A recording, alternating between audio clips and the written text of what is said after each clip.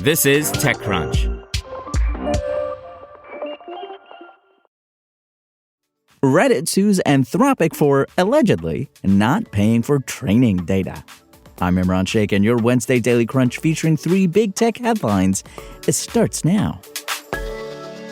Looks like Venmo's aiming to be more than just an app for paying friends with its latest update. You see, on Wednesday, the PayPal-owned payment platform debuted several new debit card benefits and expanded the ability to make payments with retailers such as TikTok Shop and Uber. The update signaled Venmo is trying to become more of a full-service fintech service, not just a peer-to-peer payments app. The revamped Venmo debit card, which was first introduced way back in the halcyon days of 2018, now features a tap-to-pay capability, which could help Venmo position itself to capture a larger share of everyday transactions. Additionally, cardholders now get 15% cash back at Lyft, McDonald's, Sephora, Walgreens, and Walmart. For all shoppers, Venmo now allows users to make payments at brands such as Domino's, Instacart, TikTok Shop, and Uber. These updates come after Cash App's Q1 shortfall as its parent company Block revealed that consumers use the app less than anticipated, resulting in a gross profit of $1.38 billion, which, despite being a billion with a B, was bad news because it was below its expectations. In contrast, Venmo reported a 20% increase in revenue compared to the previous year. Now, the usage of Pay with Venmo jumped, with total payment volume increasing by over 50% and the number of monthly active accounts rising by 30%. Although Venmo has seen success, Zelle continues to maintain a significant portion of the U.S. peer-to-peer payments market, achieving a record high of over $1 trillion, that's trillion with a T, in payment volume in 2024. OpenAI's ChatGPT is adding new features for business users, including integrations with different cloud services, meeting recordings, and MCP connection support for connecting to tools for deep research. Now, as part of the launch, ChatGPT is gaining connectors for Dropbox, Box, SharePoint, OneDrive, and Google Drive. This allows ChatGPT to look for information across users' own services to answer their questions. For instance, an analyst could use the company's slide deck and documents to build out an investment thesis. OpenAI said that the new feature will follow an organization's access control hierarchy. Recording and transcription of meetings, now a table stakes feature of the productivity suites, is also now available. The feature can generate notes with time-stamped citations and suggest actions. Users will be able to query for information in their meeting notes as they can with documents and files across the integrated services. Plus, users can convert action items into a Canvas document, OpenAI's tool for writing and coding projects. The feature competes with ClickUp, Zoom, and more recently, Notion, which have all added some type of transcription and meeting summarization features to their products.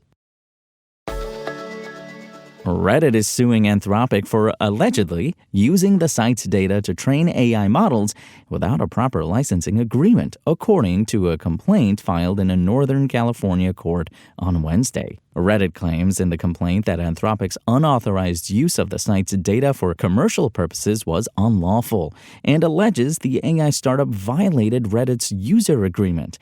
Reddit's lawsuit makes it the first big tech company to legally challenge an AI model provider over its training data practices, joining a litany of publishers that have sued tech companies on similar grounds. In the filing, Reddit claims that it approached Anthropic and made clear that the AI startup did not have authorization to scrape or use Reddit's content. However, Reddit alleges that Anthropic refused to engage. Reddit claims in its complaint that Anthropic's scraper bots ignored the social network's robots.txt files, a standard that signals to automated systems not to crawl websites. As further evidence that Anthropic trained on Reddit data, Reddit alleges that Anthropic's AI chatbot Claude frequently references Reddit communities and topics on Reddit. Reddit is asking Anthropic to pay compensatory damages as well as restitution for the amount by which Anthropic has been enriched by scraping Reddit's content. Reddit also requests an injunction prohibiting Anthropic from continuing to use Reddit's content. How about a little startup business news? All right, then, here's the latest all in about 1 minute with producer Dennis. Thank you, Imran. And American streets are incredibly dangerous for pedestrians. A San Carlos, California-based startup called Obvio thinks it can change that by installing cameras at stop signs. This is a bold claim at a time when other companies, like Flock, have been criticized for how its license plate reading cameras have become a crucial tool in an overreaching surveillance state. Obvio's founders believe they can build a big enough business without indulging those worst impulses. They've designed the product with surveillance and data sharing limitations to ensure they can follow through with that claim.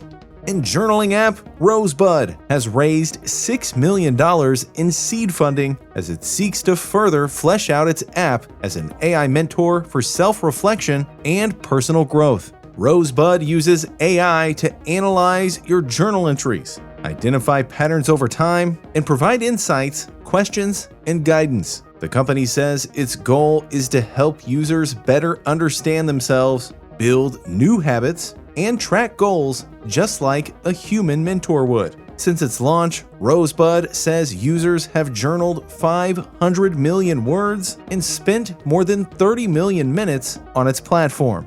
And that'll do it for me.